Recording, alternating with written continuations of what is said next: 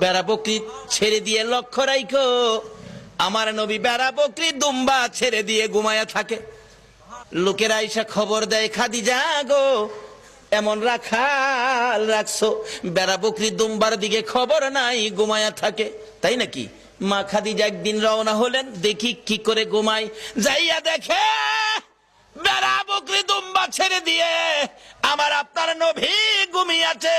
বড় বড় অজগর সাপ এসে নবীজির মাথার উপর ফনা ধরে ছায়া দিতেছে।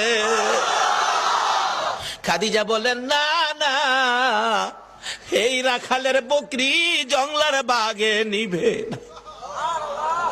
খাদিজা বাড়ির দিকে যায় আর ফিরা ফিরা চায়, এটা কেমন রাখাল রে? এই রাখাল তো সাধারণ কোনো মানুষ নয়।